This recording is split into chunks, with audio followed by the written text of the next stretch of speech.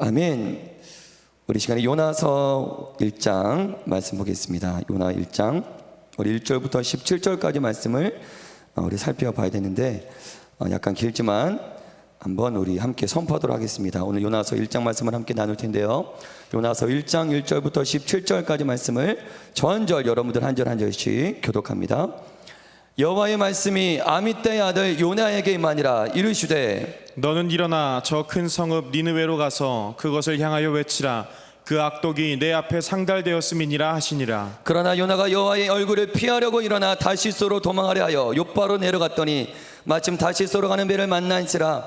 여호와의 얼굴을 피하여 그들과 함께 다시소로 가려고 백삭을 주고 배에 올랐더라. 여호와께서 큰 바람을 바다 위에 내리심에 바다 가운데 큰 폭풍이 일어나 배가 거의 깨지게 된지라. 사공들이 두려워하여 각각 자기의 신을 부르고 또 배를 가볍게 하려고 그 가운데 물건들을 바다에 던지니라. 그러나 요나는 배 밑층에 내려가서 누워 깊이 잠이 든지라. 선장이 그에게 가서 이르되 자는 자여 어찌함이냐. 일어나서 내 하나님께 구하라. 혹시 하나님이 우리를 생각하사 망하지 아니하게 하시리라 하니라. 그들이 서로 이르되 자 우리가 제비를 뽑아 이 재앙이 누구로 말미암아 우리에게 임하였나 알아보자 하고 그 제비를 뽑으니 제비가 요나에게 뽑힌지라. 무리가 그에게 이르되 청하건대 이 재앙이 누구 때문에 우리에게 임하였는가 말하라. 내 생업이 무엇이며 내가 어디서 왔으며 내 나라가 어디며 어느 민족에 속하였느냐 하니 그가 대답하되 나는 히브리 사람이여 바다와 육지를 지으신 하늘의 하나님 여호와를 경외하는 자로다 하고 자기가 여호와의 얼굴을 피함인 줄을 그들에게 말하였으므로 무리가 알고 심히 두려워하여 이르되 내가 어찌하여 그렇게 행하였느냐 하니라. 바다가 점점 흉흉한지라. 무리가 그에게 이르되 우리가 너를 어떻게 하여야 바다가 우리를 위하여 잔잔하겠느냐 하니 그가 대답하되 나를 들어 바다에 던지라. 그리하면 바다가 너희를 위하여 잔잔하리라. 너희가 이 큰 폭풍을 만난 것이 나 때문인 줄을 내가 아노라 하니라. 그러나 그 사람들이 힘써 노를 저어 배를 육지로 돌리고자 하다가 바다가 그들을 향하여 점점 더 흉흉함으로 능히 못한지라. 무리가 여호와께 부르짖어 이르되 여호와여 구하고 구하오니 이 사람의 생명 때문에 우리를 멸망시키지 마옵소서. 무죄한 피를 우리에게 돌리지 마옵소서. 주 여호와께서는 주의 뜻대로 행하심이니이다 하고 요나를 들어 바다에 던짐에 바다가 뛰노는 것이 곧 그친지라. 그 사람들이 여호와를 크게 두려워하여 여호와께 제물을 드리고 서원을 하였더라. 우리 17절 함께 선포합니다. 여호와께서 이미 큰 물고기를 예비하사 요나를 삼키게 하셨으므로 요나가 밤낮 3일을 물고기 뱃속에 있으니라. 아멘. 우리 있을지어다 함께 선포하도록 하겠습니다. 있을지어다 시작. 있을지어다 그대로 되니라. 하나님 보시기에 좋았더라.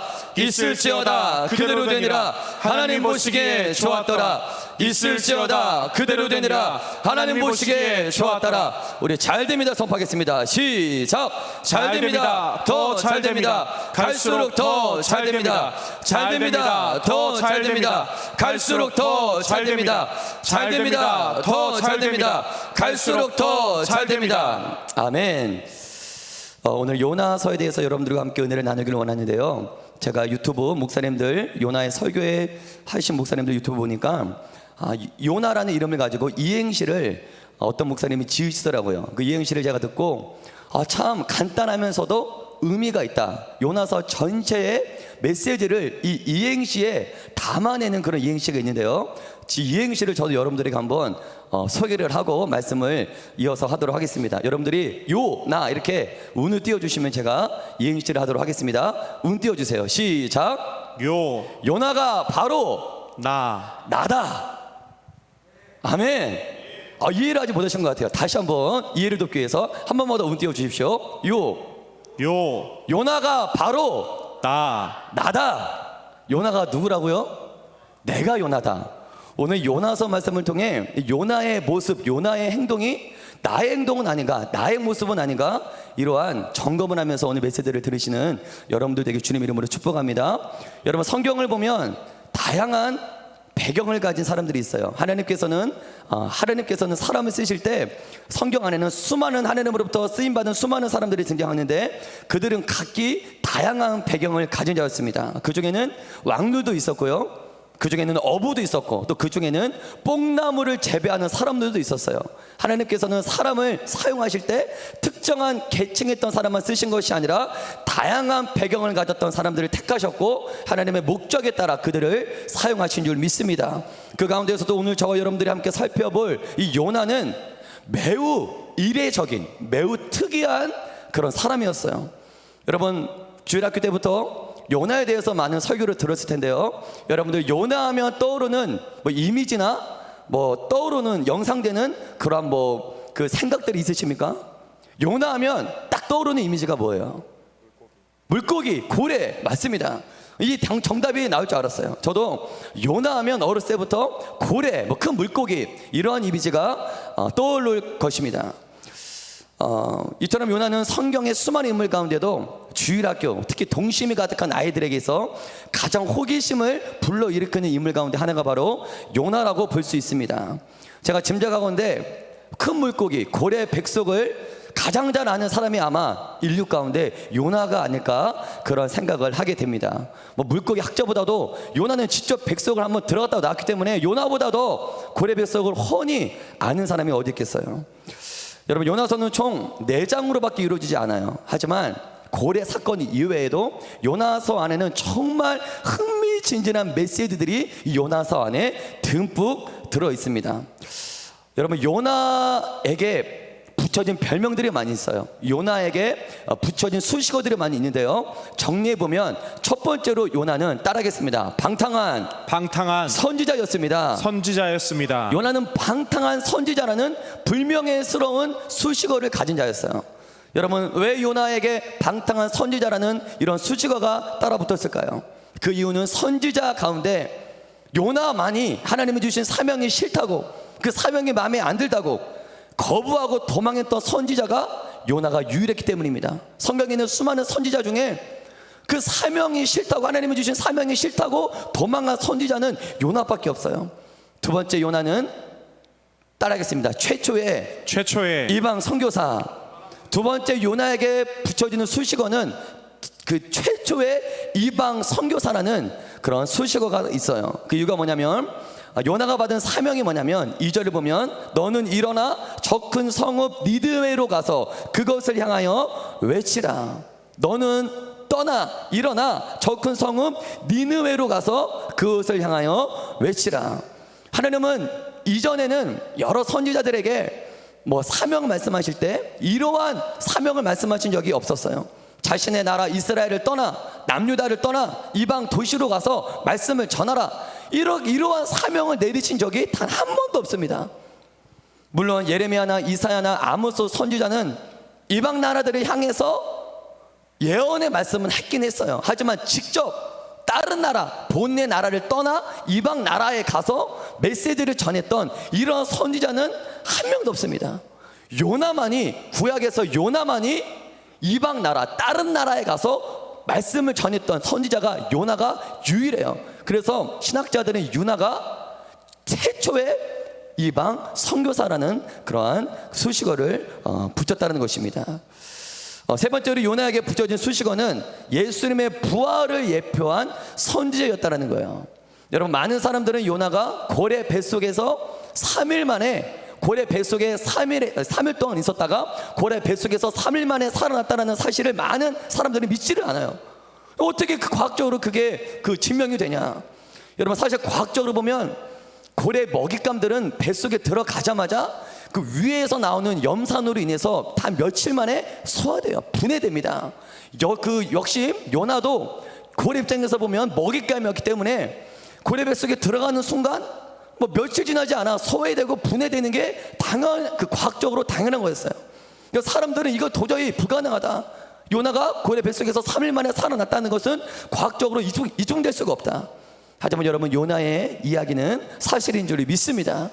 아멘입니까? 누가 요나의 이야기가 사실이다라는 이것을 누가 증명하고 있냐면 따라하겠습니다. 예수님께서 이것을 증명하고 있습니다. 증명하고 계십니다. 예수님 자체가 요나의 기적은 사실이라고 예수님이 이걸 증명하고 있어요.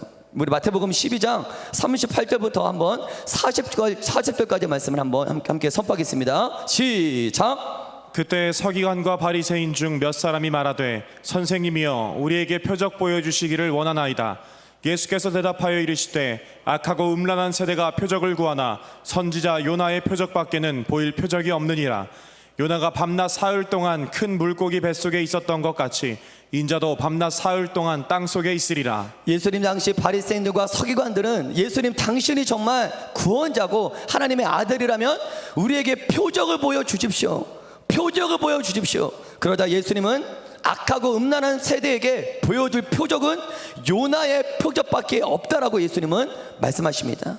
그렇다면 예수님이 말씀하신 요나의 표적은 뭡니까? 마태복음 12장 40절 요나가 밤낮 사흘 동안 큰 물고기 뱃속에 있었던 것 같이 인자도 밤낮 사흘 동안 땅속에 있으리라. 여러분, 예수님은 지금 요나가 고래 뱃속에서 3일 동안 있었던 사건을 사실로 간주하고, 이미 사실로 간주하고, 이 사건은 나의 부활, 죽었다가 3일 만에 다시 살아나는 나의 부활을 예표하는 사건이야. 예수님은 이미 고래에 3일 동안 살아난 이 요나의 사건을 이미 사실로 간주하고, 이 사건은 나의 부활을 예표하는 기적, 나의 부활을 예표하는 모형이었다고 예수님은 우리들에게 선포하고 있다는 것입니다. 여러분, 지금까지 요나에게 붙여진 이 세 가지 수식어에 대해서 한번 살펴보았는데요, 이뿐만 아니라 이 요나서 안에는 수많은 메시지들이 숨겨져 있어요. 4장밖에 되어 있지는 않지만 오늘은 저와 여러분들이 한번 1장 안에 어떠한 메시지들이 담아 있는지 요나서 1장을 중심으로 함께 은혜를 나누고자 합니다. 먼저 요나서 1장 1절의 말씀을 한번 함께 선포하겠습니다. 시작. 여호와의 말씀이 아미떼의 아들 요나에게 임하니라. 이르시되. 여러분, 성경은 요나가 어떠한 배경에서 자랐는지 자세히 설명하고 있지는 않지만 요나 아버지의 이름이 아미떼라고 소개하고 있어요. 이 아미떼의 어원은 뭐냐면, 따라하겠습니다. 아멘. 아멘. 아미떼가 어디에서 나왔냐면 아멘이라는 단어에서 나왔어요. 여러분들, 아멘, 우리가 너무나 잘 알고 있는 단어 아닙니까? 아멘. 그러니까 아미떼랑 아멘이 똑같은 의미다라는 거예요. 아멘의 뜻은 무엇입니까? 하나님의 말씀이 그대로 이루어질 것을 믿습니다. 하나님 믿습니다. 이게 아멘의 뜻 아닙니까? 또 아미떼는 진리, 이 진리, 진실로 이러한 의미를 가지고 있어요. 그러니까 아버지의 이름이 아멘이고 진리입니다. 이걸로 보건대 요나는 어렸을 때부터 믿음이 좋은 배경에서 자라 말씀으로 철저히 교육받은 사람이었다는 사실을 우리가 아버지의 이름을 통해 알 수가 있습니다. 이어서 요나의 이름의 뜻은 따라하겠습니다. 비둘기. 비둘기. 비둘기. 비둘기. 여러분, 비둘기는 성경 안에서 매우 긍정적인 이미지를 갖고 있는 새예요. 우리가 비둘기 하면 비둘기와 관련된 대표적인 사건이 구약에 하나 있고 신약에 하나 있는데, 구약에서는 그 비둘기와 관련된 대표적인 사건이 구약에서는 어떤 사건이냐면 노아의 홍수 사건이에요. 노아의 홍수 사건. 노아 홍수 때 비둘기가 했던 역할은 무엇이냐? 우리 한번 창세기 8장 8절부터 12절까지 말씀을 한번 함께 선포하겠습니다. 시작. 그가 또 비둘기를 내놓아 지면에서 물이 줄어들었는지를 알고자 하매 온 지면에 물이 있으므로 비둘기가 발 붙일 곳을 찾지 못하고 방주로 돌아와 그에게로 오는지라. 그가 손을 내밀어 방주한 자기에게로 받아들이고 또 7일을 기다려 다시 비둘기를 방주에서 내놓음에 저녁 때에 비둘기가 그에게로 돌아왔는데 그 입에 감람나무 새 잎사귀가 있는지라. 이에 노아가 땅에 물이 줄어든 줄을 알았으며 또 7일을 기다려 비둘기를 내놓음에 다시는 그에게로 돌아오지 아니하였더라. 여러분, 노아 홍수 때 비둘기는 어떠한 역할을 감당했습니까? 노아는 홍수가 다 끝났나? 물이 다 빠졌는지 이를 확인하기 위해서 비둘기를 배에 풀어놔요. 비둘기는 따라하겠습니다. 홍수 심판이 끝났고 물이 다 빠졌다는 선포합니다. 기쁜 소식을 전해주는 새였습니다. 이 비둘기가 구약에서 비둘기와 관련된 대표적인 사건, 노아 홍수 사건인데, 이때 비둘기는 어떤 역할을 감당했냐? 기쁜 소식을 전하는 그런 사명을 비둘기가 감당했다는 거예요. 신약에서도 비둘기와 관련된 대표적인 사건이 등장하죠. 마태복음 3장 10절 말씀 보면 예수께서 세례를 받으시고 곧 물에서 올라오실 새 하늘이 열리고 하나님의 성령이 비둘기같이 내려 자기 위에 임하심을 보시더니, 즉 성령님의 임재를 비둘기로 묘사하고 있다는 것입니다. 여러분, 저와 여러분들이 이 세상에 살면서 가장 기쁜 소식은 무엇입니까? 성령님이 나에게 임하신 이 사건이 가장 기쁜 소식인 줄 믿습니다. 여러분, 성령님이 내 안에 오셔요. 성령님이 이 땅에서 하시는 가장 대표적인 사역은 무엇입니까? 성령님은 이 땅에서 무슨 사역을 하시냐? 따라하겠습니다. 예수님의 복음을 기쁜 소식을 전하는 사명을 하십니다. 이게 바로 성령님의 사명이에요. 즉 비둘기, 구약에서도 비둘기는 기쁜 소식과 연결되어 있고 신약에서도 비둘기는 기쁜 소식과 연관되어 있다는 거예요. 여러분, 요나의 이름이 비둘기입니다. 요나 아버지 아미떼는 자신의 아들의 이름을 비둘기, 기쁜 소식을 전하는 비둘기라는 이름으로 요나의 이름을 지었다는 거예요. 여러분, 그럼 요나는 본인의 이름처럼 좀 기쁜 소식을 전하고 있습니까? 우리 요나서 1장 2절의 말씀 한번 함께 선포하겠습니다. 시작. 너는 일어나 저 큰 성읍 니느웨로 가서 그것을 향하여 외치라. 그 악독이 내 앞에 상달되었음이니라 하시니라. 우리가 요나서 전체 말씀을 이해하기 위해서는 니느웨라는 도시가, 니느웨라는 도성이 어떠한 도성인지 우리가 니느웨를 알 필요가 있습니다. 여러분, 하나님 우리 노냐에게 명령하셨던 그 도시, 요나가 받은 사명은 니느웨였어요. 니느웨로 가서 복음을 전하라. 니느웨로 가서 하나님의 말씀을 전하라. 여러분, 나훔 선지자는 니느웨가 어떠한 도성이었는지 적나라하게 묘사하고 있는데요. 우리 나훔 3장 1절부터 4절 7절의 말씀을 한번 선포합니다. 시작. 화 있을진저 피의 성이여, 그 안에는 거짓이 가득하고 포악이 가득하며 탈취가 떠나지 아니하는도다. 휙휙하는 채찍 소리, 윙윙하는 병거 바퀴 소리, 뛰는 말, 달리는 병거, 충돌하는 기병, 번쩍이는 칼, 번개 같은 창, 죽임당한 자의 때, 죽음의 큰 무더기, 무수한 시체여, 사람이 그 시체에 걸려 넘어지니 이는 마술에 능숙한 미모의 음녀가 많은 음행을 함이라. 그가 그의 음행으로 여러 나라를 미혹하고 그의 마술로 여러 족속을 미혹하느니라. 그때 너를 보는 자가 다 내게서 도망하며 이르기를 니느웨가 황폐하였도다. 누가 그것을 위하여 애곡하며 내가 어디서 너를 위로할 자를 구하리요 하리라. 여러분, 나훔의 예언을 보면 니느웨가 그 당시 얼마나 포악하고 얼마나 잔인했던 도성이었는지 우리가 깨달을 수 있어요.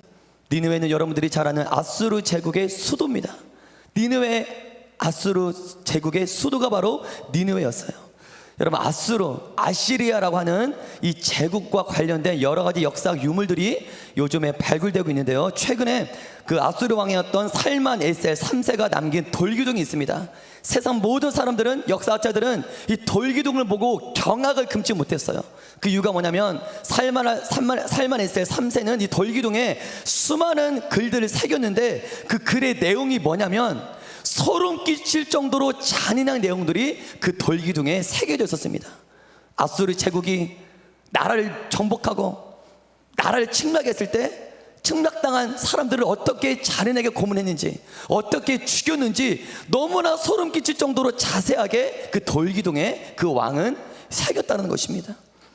그 내용에 의하면 아수르 사람들은 죽은 시체들을, 그러니까 사람들의 공포심을 유발하기 위해 수많은 죽어있는 시체들을 나무에 대롱대롱 매달아 놓기도 했고요. 포로들의 가죽을 산채로 벗기고 혀를 빼는 일들을 정말 말에 담기도 너무나 그 잔인한 그런 고문들을 서슴없이 행했다는 것입니다. 한 역사가는 아수르를 가리켜 이렇게 표현해요. 우리가 알고 있는 어떠한 역사보다 아수르의 역사가 가장 끔찍하고 잔인하다. 한 역사는 이렇게 아수르를 표현하고 있습니다. 이 아수르는 요나가 살고 있는 이스라엘 또한 괴롭혔다는 거예요. 이스라엘에게 막대한 조공을 요구하고 요나 살해 생전에 정말 이스라엘을 끊임없이 괴롭혔어요. 요나 훗날의 일이지만 BC 722년에 아수르는 끝내 북이스라엘 왕국을 침략해서 북이스라엘 왕국을 멸망시켰다는 것입니다. 여러분, 하나님은 그런 아수르에게, 요나에게 있어서는 큰 상처요, 원수와도 같았던, 쳐다보기도 싫은 정말 끔찍한 그 니느웨로 가서 니느웨에게 하나님의 생명의 말씀을 전하라. 니느웨가 너의 사명이다라고 지금 하나님은 요나에게 말씀하고 계시다는 것입니다. 여러분들에게 질문하고 싶어요. 여러분들은 요나가 하나님으로부터 받은 사명, 이 사명에 대해서 또 어떻게 생각하십니까? 하나님이 요나에게 합당한 사명을 주셨다고 생각하십니까? 우리는 2주 전에 호세아의 말씀을 살펴보았는데요. 여러분, 호세아가 하나님으로부터 받은 사명 혹시 기억나십니까? 너는 음행한 여자인과 결혼해서 음란한 자식들을 낳아라. 이게 호세아 선지자가 받았던 사명이었어요. 여러분, 2주 전 호세아가 받았던 사명도 우리가 볼 때 너무나 충격적이고 이해하기 힘든 사명이었어요. 하지만 오늘 요나가 받은 이 사명은 어쩌면 호세아가 받았던 사명보다 더 충격적이고 요나를 고통에 빠져들게 하는 사명이었을 수도 있었다는 것입니다. 여러분, 중요한 건 호세아와 요나만 이러한 사명을 받았을까요? 호세아와 요나만 그들이 도저히 이해할 수 없는 사명을 받았을까요? 성경에는 하나님으로부터 수많은 사명을 받은 수많은 사명자들이 등장합니다. 2주 전에 호세아를 살펴보았고 오늘 요나를 살펴보았는데 이 둘만 정말 이해할 수 없는 사명을 받았을까요? 아닙니다. 여러분, 성경 속에 한번 하나님으로부터 사명을 받은 자들을 한번 유심히 살펴보십시오. 하나님께 사명을 받은 자들은 거의 대부분 호세아와 요나 같았어요. 그 가운데 하나님으로부터 사명을 받았던 사람들 가운데 따라하겠습니다. 쉽고 가볍고 그저 편하기만 한 사명을 받은 자는 사명을 받았던 단 한 명도 없습니다. 단 한 명도 없습니다. 성경의 사명자 가운데 그들이 이해할 만한 쉽고 편하고 가벼운 사명을 받았던 자는 성경에 존재하지 않아요. 모두 다 호세아 같았고 모두 다 요나 같았다는 것입니다. 여러분, 하나님의 사명을 우리는 오해할 때가 너무나 많이 있어요. 하나님의 사명 자체가 원래 쉽지 않아요. 하나님의 사명 자체가 원래 가볍지 않습니다. 하나님의 사명 자체가 원래 편한 것이 아니에요. 내가 이 세상에서 그저 쉽고 편하고 가볍게만 살고 싶다면 난 하나님으로부터 사명을 받아서는 절대 안 돼요. 하나님은 80살이 된 모세에게 나타나셔서 사명을 주셨습니다.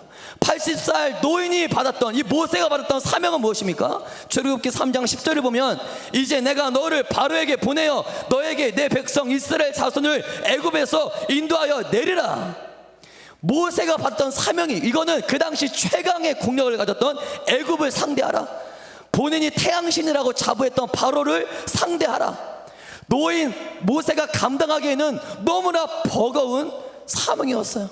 그래서 모세는 이 사명을 받고 뭐라고 반응합니까? 출애굽기 3장 11절, 모세가 하나님께 아뢰되 내가 누구에게 바로에게 가며 이스라엘 자손을 애굽에게로 인도하여 내리리까? 모세는 이걸 자기 자신의 수준을 보았을 때 자신이 감당할 만한 사명이 아니었다는 것입니다. 여러분, 이어서 노아가 받았던 사명은 무엇입니까? 창세기 6장 13절, 우리 14절의 말씀을 한번 선포합니다. 시작. 하나님이 노아에게 이르시되 모든 혈육 있는 자의 포악함이 땅에 가득함으로 그 끝날이 내 앞에 이르렀으니 내가 그들을 땅과 함께 멸하리라. 너는 고페르나무로 너를 위하여 방주를 만들되 그 안에 칸들을 막고 역청을 그 안팎에 칠하라. 여러분, 노아가 받았던 사명, 여러분 아름답게 보이십니까? 이 노아의 방주는 마치 동화 속에 나온 이야기처럼 낭만적으로 들릴 수 있어요. 하지만 노아가 그 당시에 받았던 사명은 너무나 끔찍한 사명이었어요. 노아만이 이 세상에서 노아만이 유일하게 세상의 종말을 보았던 자예요. 노아만이 이 세상의 종말을 보았던 자입니다. 너는 세상의 종말을 볼 것이다. 세상의 마지막 날을 볼 것이다. 이게 노아가 받았던 사명이었다는 것입니다. 세상에 그들의 죄악으로 말미암아 어떻게 심판을 받게 되는지, 죄악의 끝은 무엇인지 노아는 두려움과 공포 가운데 세상의 끝날을 철저하게 경험했던 자였어요.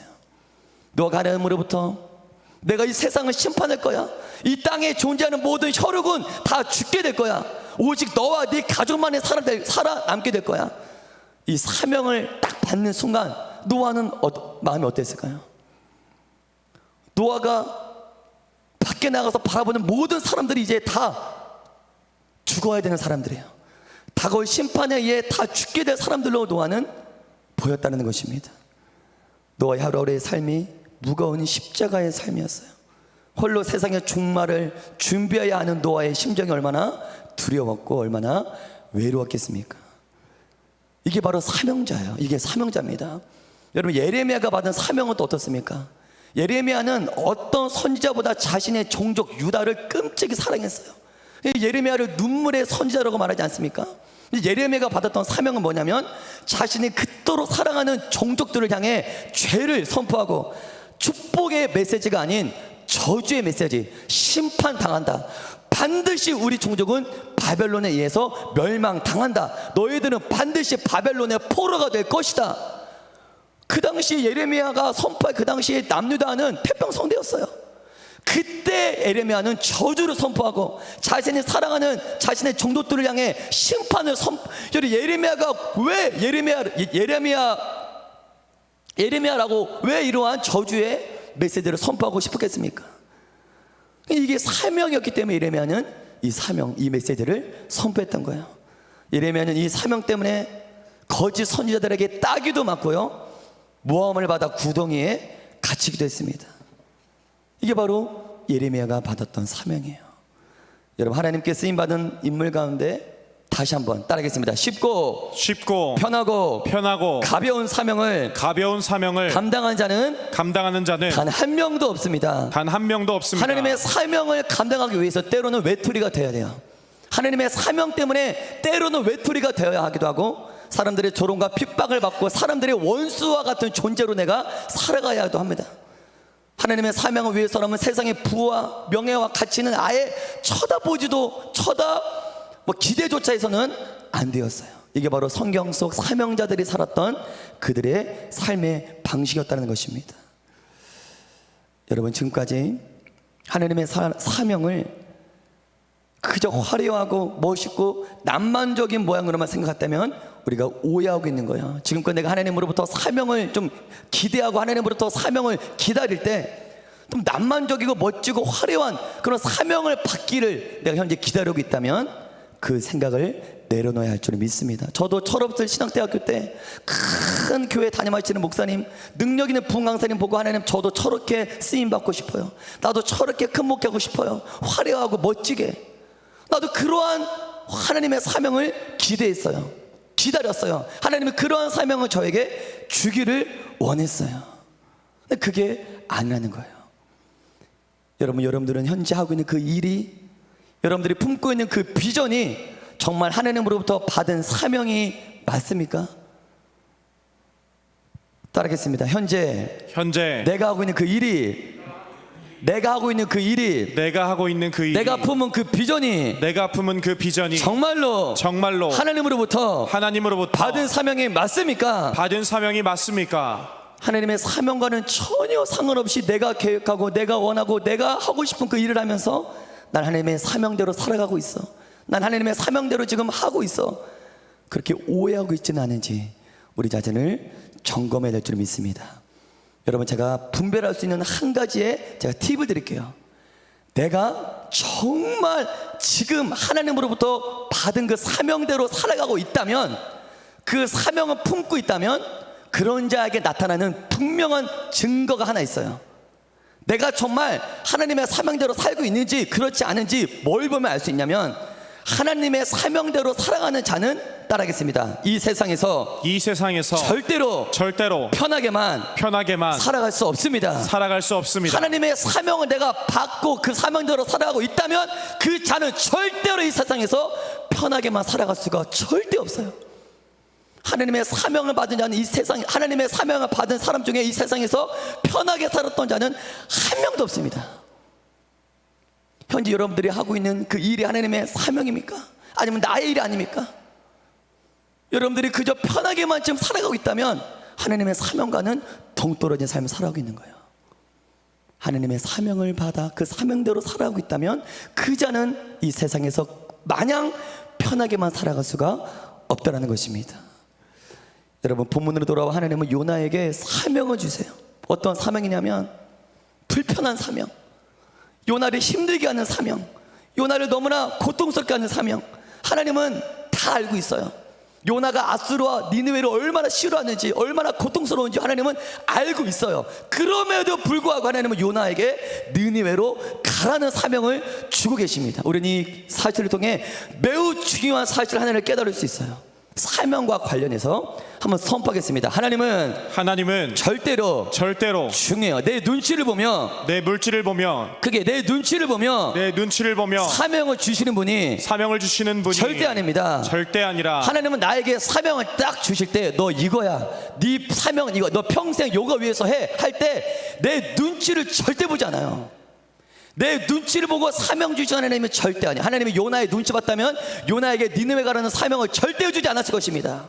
이게 뭐냐면, 지금 요나가 처해 있는 상황과 배경, 이스라엘과 아수르는 원수예요. 지금 이스라엘은 아수르로부터 매우 좀 핍박을 받고 있는 그 상황입니다. 하나님은 지금 그 요나가 어떠한 환경과 어떠한 상황에 처해 있는지 그거 별로 하나님은 관심 없다는 거예요. 하나님은 각 사람에게 사명을 주실 때 그 사람이 처해 있는 그 사람의 수준, 예를 들어 그가 어떠한 배경을 가졌고 어떠한 형편과 어떠한 상황에 처해 있는지 하나님은 그거 별로 신경 쓰지 않는다는 것입니다. 그 사람의 수준만큼, 그 사람의 수준만큼의 사명을 주시는 하나님은 절대 아니에요. 따라하겠습니다. 하나님은 내가 처한 수준만큼의 그 정도의 사명을 주시는 분이 아니다. 그 정도의 사명을 주시는 분이 아니다. 성경의 그 어떤 인물도 자기 수준의 사명을 받았던 사람이 한 명도 없어요. 단 한 명도 없어요. 성경에 사명을 받은 수많은 인물들은 내 수준의 사명을 받았던 사람이 한 명도 없어요. 그러면 그들은 누구 수준의 사명을 받았습니까? 따라하겠습니다. 내가 아닌 중요해요. 하나님 수준의 사명을 받았습니다. 내 수준이 사명이라면 그 요나가 이해 못할 리가 없어요. 하나님이 요나 수준의 사명을 줬더라면 요나는 아멘 그럴 줄 알았습니다. 그 요나 수준의 사명인 거예요. 노아, 아브라함, 모세, 다윗, 다니엘, 호세아, 오늘 요나까지 그들은 모두 그들의 수준의 사명이 아닌 하나님 수준의 엄청난 사명을 받은 자들이었다는 사실을 여러분들 믿으시길 바랍니다.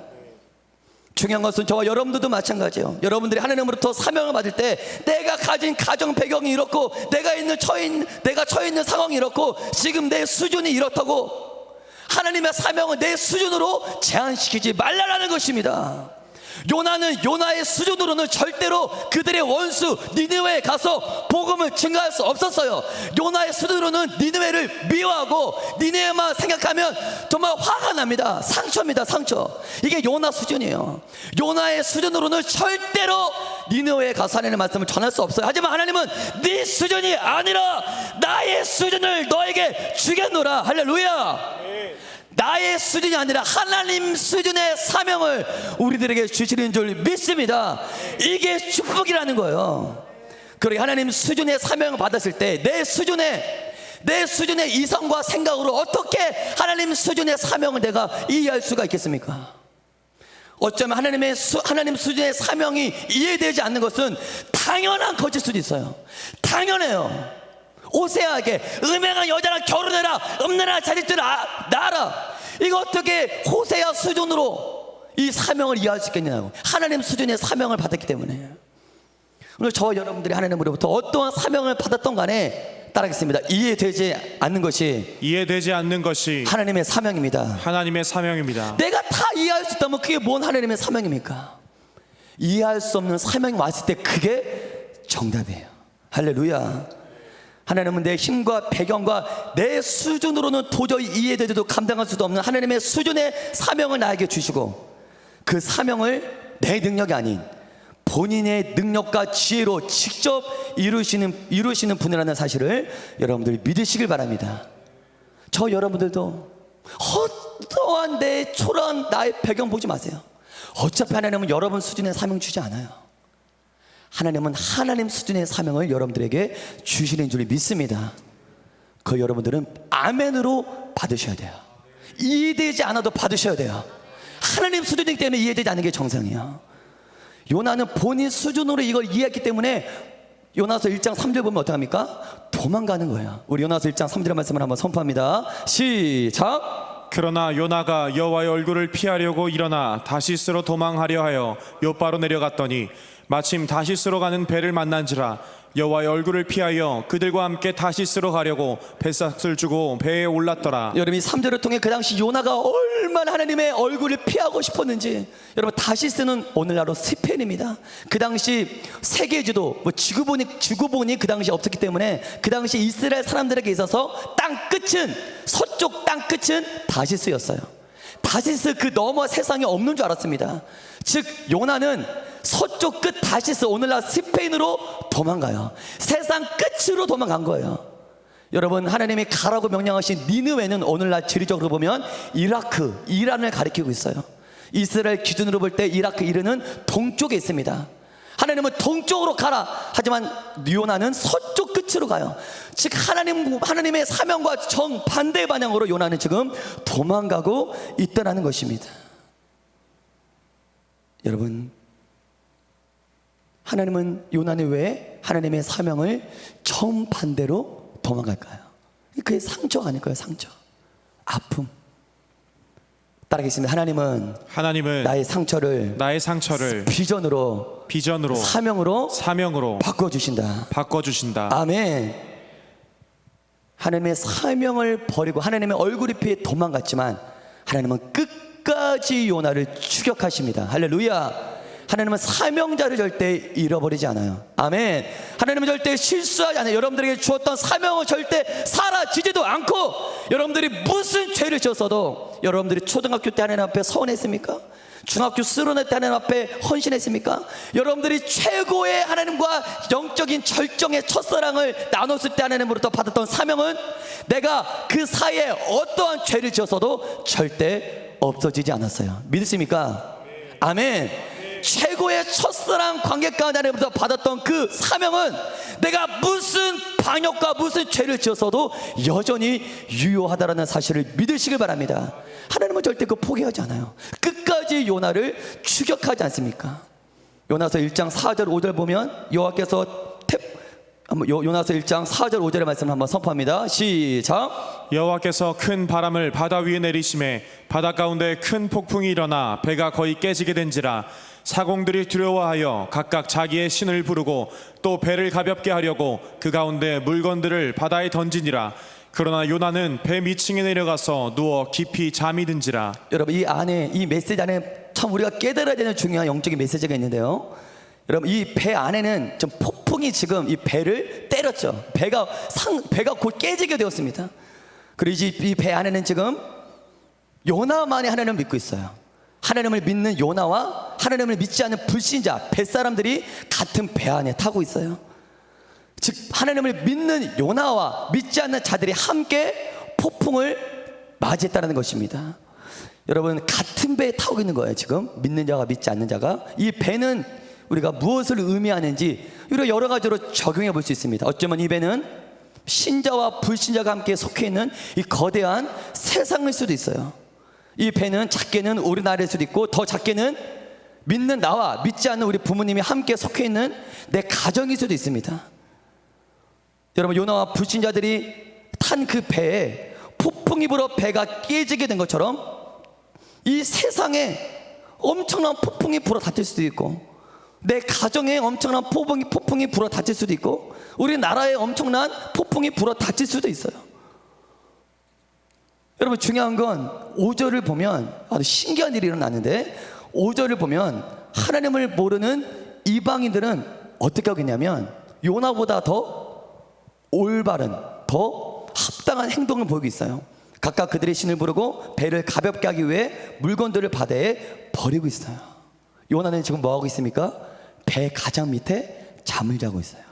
우리는 이 말씀을 통해서 또 우리가 확인할 수 있는 중요한 메시지가 있는데, 여러분 그 당시 배 안에는 거의 그 당시 배는 무역선입니다. 요나가 타고 있던 배 안에는 그 당시 세상의 가치들이 다 실어, 금, 보화, 향품, 옷감, 그다음에 양식들, 그 당시 세상 사람들이 좋아하는 모든 세상적인 가치가 그 배 안에 가득 실어져 있었습니다. 근데 중요한 건 지금 뱃사람들은 지금 그 배 안에 실어있던 물건들을 어떻게 하고 있습니까? 따라하겠습니다. 사공들이 따라서 한번 선포할게요. 사공들이 두려워하여 사공들이 두려워하여 각각 자기의 신의 이름을 부르고 각각 자기의 신의 이름을 또 부르고 배를 가볍게 하려고 또 배를 가볍게 하려고 선포합니다. 그 가운데 그 가운데 물건을 바다에 던지니라. 던지니라. 아멘. 여러분, 그렇게 그들이 소중히 여겼던 세상의 가치들이 뭐가 됩니까? 따라하겠습니다. 그들을 가라앉히는 쓸모없는 짐이 되어버렸습니다. 짐이 되어 버렸습니다. 그들이 정말 사랑했던 가치였어요. 금, 보화, 비단, 세상의 양식들. 얼마나 이것들을 얻기 위해 배에 가득 실었습니까? 세상 사람들 혹여나 저 여러분들도 그 세상적인 가치를 얻기 위해 내가 이거 움켜쥐고 저거 움켜쥐고 내 품에 가득히 세상적인 가치들을 내 안에 움켜질 때가 있어요. 그 배 안에 수많은 세상적인 가치들을 다 실었던 것처럼 나도 여전히 세상적인 가치들을 내가 움켜쥘 때가 있습니다. 근데 중요한 건 따라하겠습니다. 사공들은 그 물건들을 바다에 버렸습니다. 여러분, 그것이 내가 사랑했던 세상의 가치들이 결국 배를 가라앉히게 하고 있는 거예요. 결국 짐이 돼서 무게가 되어서 폭풍이 났을 때 배를 침몰시키는, 배를 가라앉히게는 아무 쓸모없는 짐덩어리 역할을 하고 있다는 것입니다. 이게 바로 세상의 가치다라는 거예요. 저와 여러분 또한 이 세상의 모든 가치들, 이 세상의 모든 세상적인 것들, 이게 인생의 진짜 폭풍 우리가 만날 때 그것들은 나에게 아무 도움이 되지 않아요. 오히려 내 영혼을 더욱더 무겁게 하고 내 영혼을 더욱더 침몰시키는 내 인생의 짐이 될 수도 있다는 것입니다. 이게 바로 세상의 가치예요. 사공들은 모든 걸 다 버려요. 저 여러분 또한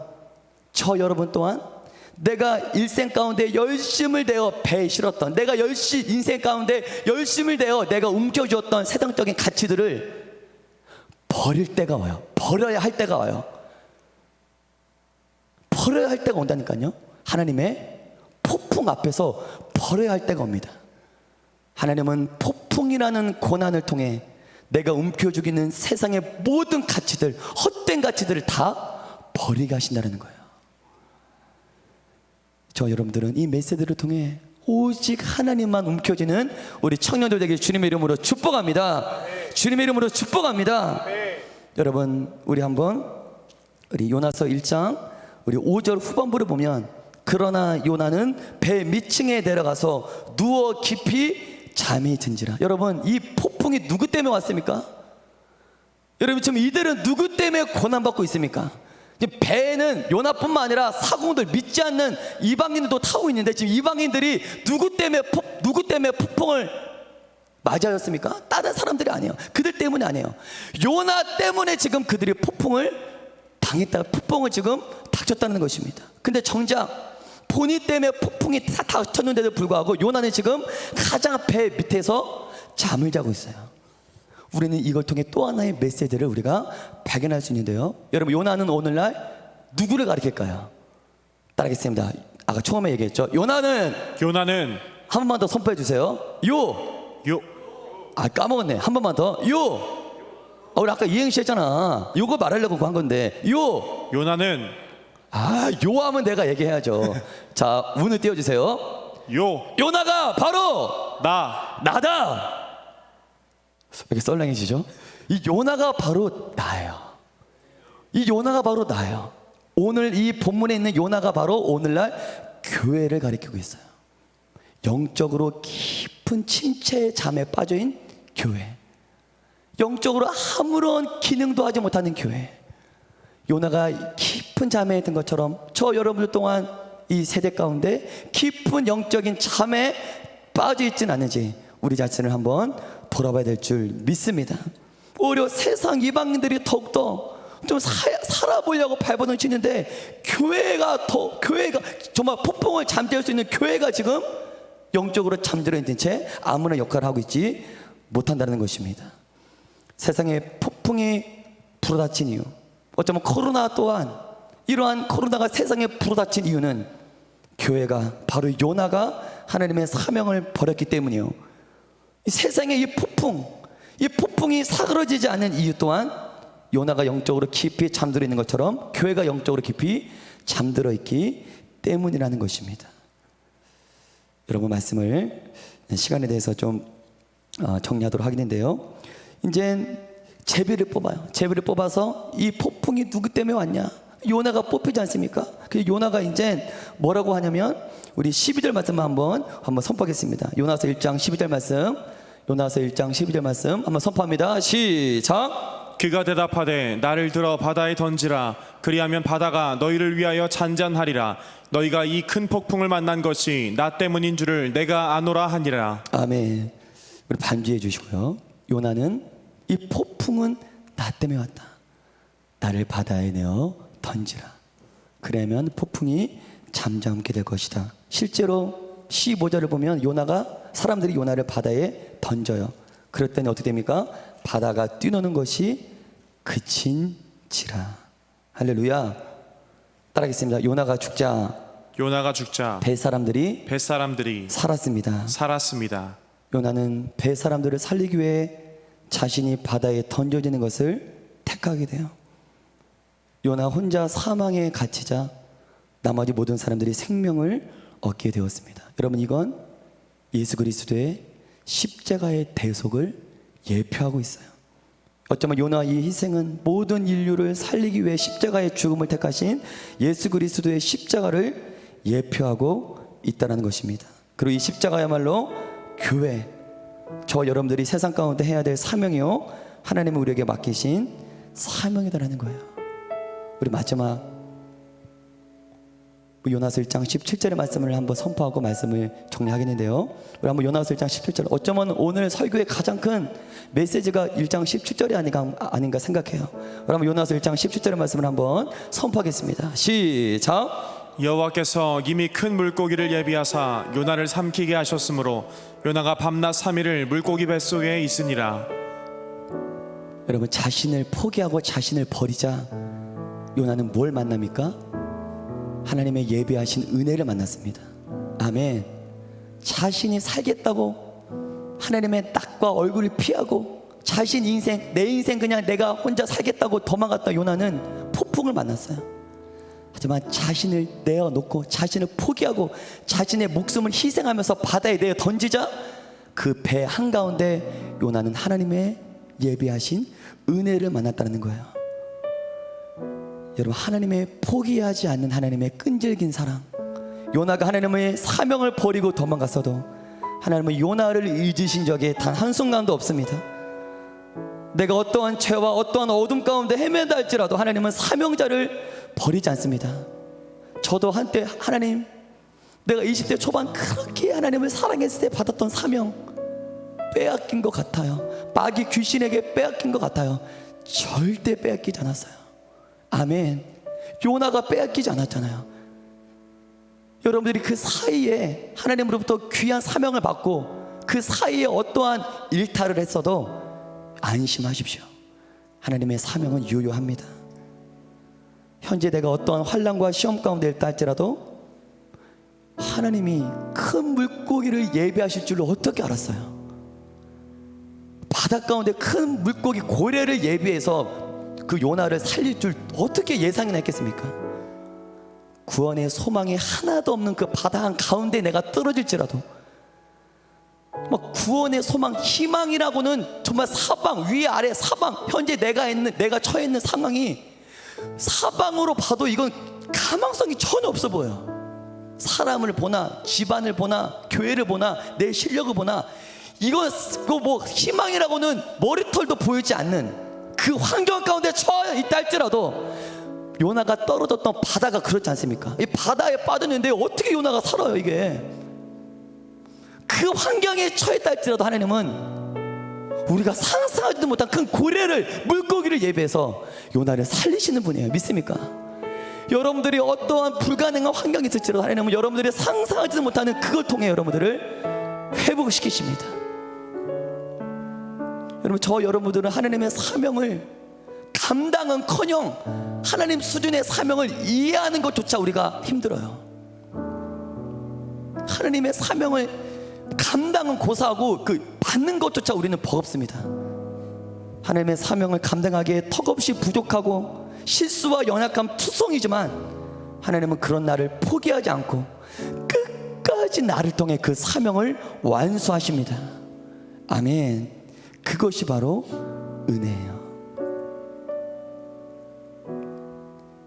우리 이 시간에 기도했으면 좋겠어요. 하나님, 내 수준 안에 너무나 내가 갇혀 있었습니다. 하나님의 말씀을 내 수준으로만 이해해서 하나님을 오해했습니다.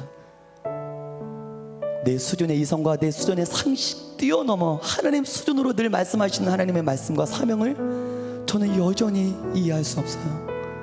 하나님, 나에게 하나님 수준의 사명을 이해할 수 있는 큰 마음, 지혜를 허락하여 주옵소서.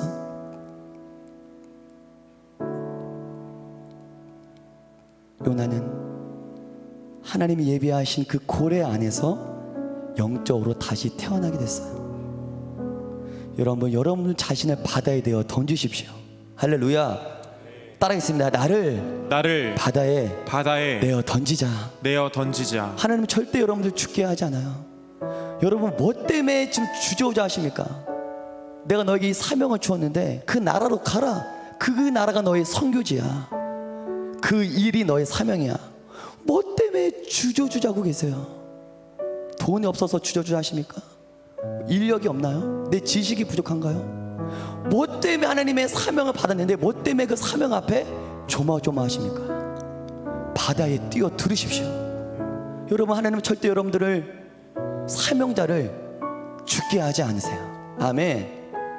그 선교제 가는 게 두렵다 할지라도 가십시오. 하나님은 절대 그 선교제에서 여러분들을 죽게 하지 않으세요. 요나가 바다에 뛰어 들었을 때 하나님의 예비하신 물고기를 만난 것처럼 여러분들이 믿음을 가지고 나 자신을 희생하고 나 자신을 포기하고 심지어 죽음을 각오하고 나 자신을 바다에 뛰어 던질 때 하나님의 특별한 예비하신 은혜가 시작되는 줄 믿으시길 바랍니다. 하나님의 사명을 받은 자는 이 세상에서 절대 편하게 살아갈 수 없어요. 그게 바로 사명자입니다. 하나님이 예비하신 큰 물고기는 요나가 다시 한번 하나님을 만나는 회개의 장소였고 거듭남의 장소였고 철저히 요나를 깨뜨리고 부서뜨리는 성화의 장소였습니다. 중요한 건 저 여러분들에게도 이러한 은혜의 물고기가 예비되어 있다는 거예요. 할렐루야. 따라하겠습니다. 나에게도 그 물고기가 예비되어 있습니다. 그 물고기는 내가 나를 포기할 때, 내 사명 포기하고 하나님 사명대로 살아가려고 할 때, 내 수준이 아닌 하나님 수준으로 살아가려고 할 때 그 물고기는 여러분들 앞에 나타날 줄 믿습니다. 우리 시간에 주여 삼창하시고 한번 기도하겠는데요. 하나님, 이 시간에 시간이 없어서 기도 바로 하겠습니다. 하나님, 이 시간에 내가 내 수준의 사명에 너무나 익숙해져 있습니다. 주님, 내가 눈을 떠 하나님 수준의 사명을 보게 하여 주시옵소서. 우리 따라서 선포하겠습니다. 하나님, 내가 하나님 수준의 나의 수준을 사명을 보기를 원합니다. 하나님 수준의 사명을 이해하게 하여 주시옵소서. 나에게 하나님 수준의 사명을 주시옵소서. 우리 이 시간에 하나님 나에게 사명을 달라고, 하나님 수준의 사명을 달라고 우리 이 시간에 주여 삼정하시고 우리 드릴 말씀 되어가면서 우리 주여 삼정하시고 간절하게 기도하겠습니다.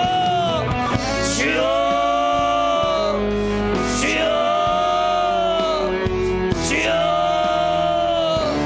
하나님, 주여, 내 수준의 사명이 아니라 하나님 수준의 사명을 내가 감당하기를 원합니다.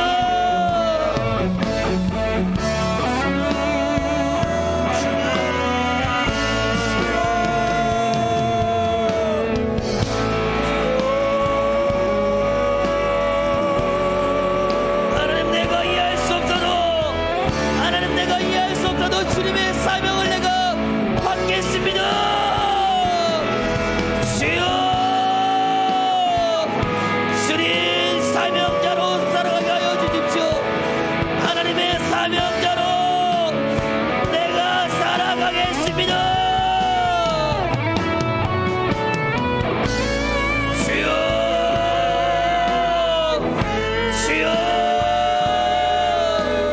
주여, 나의 사명은 사라지지 않았습니다.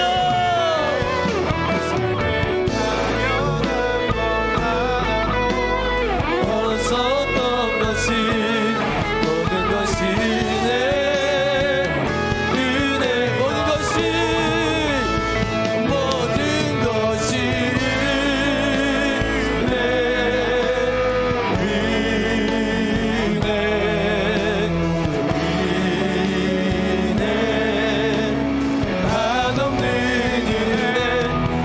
삶에 당연한 것 하나도 없었던 것이 모든 것이 내 은혜여. 우리 한 번만 더 기도하자. 하나님, 아니 한국교회가 영적인 잠에 빠져 있습니까?